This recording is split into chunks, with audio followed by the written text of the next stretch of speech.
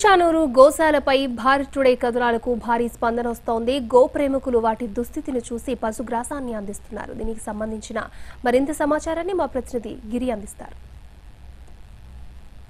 గోరక్ష దివస్ రోజు భారత్ టుడే ప్రసారం చేసినటువంటి కథనానికి కలియుగ ప్రత్యక్ష దైవం వెంకటేశ్వర స్వామి కూడా కదిలాడనే చెప్పాలి. ఎందుకంటే టీటీడీ గోశాల నుంచి ఈ గోశాల ఏదైతే రాధా గోవింద గోశాల ఉందో ఇక్కడికి వెంకటేశ్వర స్వామి యొక్క గోశాల నుంచి కూడా ఇక్కడ వీటికి పచ్చగడ్డి తీసుకొస్తున్నటువంటి పరిస్థితికి మనం చూస్తున్నాం. ఇక్కడ ఉన్నటువంటి గోవులు అన్నీ కూడా ఖచ్చితంగా మళ్ళీ బ్రతికి వాటికి పూర్వ వైభవం రావాలని చెప్పి ఇక్కడ చూస్తున్నాం మనం. ఒక్కసారి ఈ గోశాలలో ఆకలితో అలమటించినటువంటి గోవులకి ఒక దానా కానీ లేకపోతే పచ్చగడ్డి కానీ తీసుకొస్తే క్షణాల్లో అవి వాటిపైన ఎగబడుతున్నాయి. అంతే పూర్తిగా ఇవి ఆకలితో అలమటిస్తున్నటువంటి సందర్భంలో భారత్ టుడే ప్రసారం చేసినటువంటి ఈ యొక్క ఏదైతే గోరక్ష దివస్ రోజు మాత్రం ప్రసారం చేసిన కథనానికి విపరీతమైనటువంటి స్పందన వచ్చింది. గోప్రేమికులందరూ కూడా ముందుకొచ్చి ఈరోజు ఈ గోశాలని కాపాడుతామని ముందుకొచ్చారు. గోరక్షణ వల్ల ఎలాంటి పుణ్యం దక్కుతుంది మనతో మాట్లాడడానికి ఇక్కడ చక్రవర్తి రాఘవన్ గారు ఉన్నారు. ఆయనతో మాట్లాడే ప్రయత్నం చేద్దాం. సార్, ఈరోజు గోవుల్ని చూస్తున్నారు, అవి పూర్తిగా తిననటువంటి పరిస్థితి, వీటికి తీసుకొచ్చి పెడుతున్నారు, అవి ఎగబడి తింటున్నాయి. ఇవన్నీ చూస్తున్నప్పుడు మీకు ఎట్లా అనిపిస్తుందండి? భారతదేశానికి రక్షణ ఆర్థికంగా ఉండేది ఆవులు మాత్రమే. ఆ ఆవులు ఈ పరిస్థితిలో ఉంది అంటే ఇది ఒక విధంగా భారతదేశానికి కూడా అవమానమైన విషయంగా మనం భావించాలి. ఏమంటే భారతదేశం సొత్తు, భారతదేశం యొక్క జీవనం, అది ఆర్థిక విధానం అనమాట. అటువంటి ఆవులు ఈరోజు వచ్చి తిరుచానూరు అనే ఒక పంచాయతీలో ఇక్కడ ఈ చోట ఒక ఆకలిగా ఉండడం అనేది బాధాకరం విషయం. మనుషులందరూ కూడా మనం అందరం కూడా దాన్ని గో సంరక్షణ చేయాల్సిన బాధ్యత ఉంది.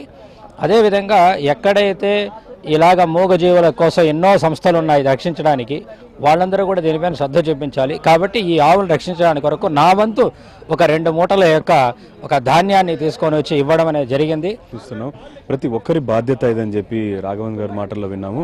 అలాగే ఈ గోవులన్నింటినీ కూడా దగ్గరుండి వీటికి ఎలాంటి లోటు లేకుండా చూస్తున్నటువంటి, అలాగే బయట నుంచి ఈ గోవుకి ఇన్వెస్టర్స్ని తీసుకురావడం కానీ, దాతల్ని తీసుకురావడం కానీ, ఇలాంటి వాటిలో కీలక పాత్ర పోషిస్తున్నటువంటి భానుప్రకాష్ రెడ్డి గారు ఇక్కడ మనతో ఉన్నారు. ఆయనతో కూడా మాట్లాడే ప్రయత్నం చేద్దాం. అసలు ఈ గోశాల విషయంలో ఎలా స్పందిస్తున్నారు ఆయన అభిప్రాయం తెలుసుకునే ప్రయత్నం చేద్దాం.